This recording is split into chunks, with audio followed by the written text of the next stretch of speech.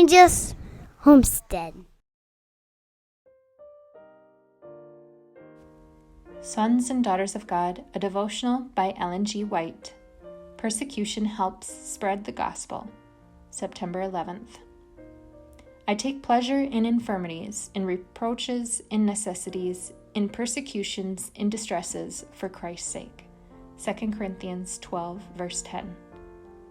In every age, God's chosen messengers have been reviled and persecuted, yet through their affliction, the knowledge of God has been spread abroad. Every disciple of Christ is to step into the ranks and carry forward the same work, knowing that its foes can do nothing against the truth, but for the truth.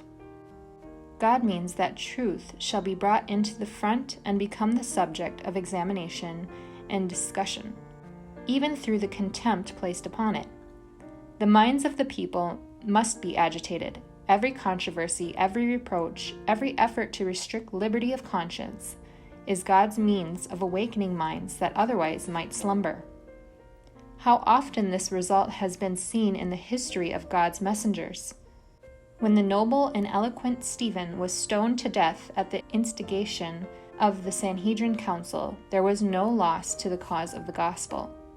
The light of heaven that glorified his face, the divine compassion breathed in his dying prayer, were as a sharp arrow of conviction to the bigoted Sanhedrists, who stood by. Saul, the persecuting Pharisee, became a chosen vessel to bear the name of Christ before Gentiles and kings and the children of Israel.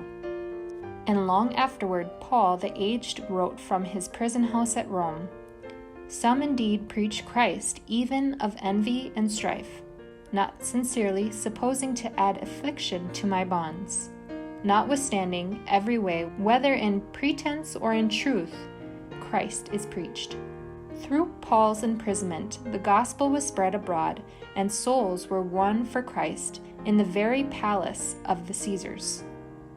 By the efforts of Satan to destroy it, the incorruptible seed of the Word of God, which liveth and abideth forever, is sown in the hearts of men. Through the reproach and persecution of his children, the name of Christ is magnified, and souls are saved.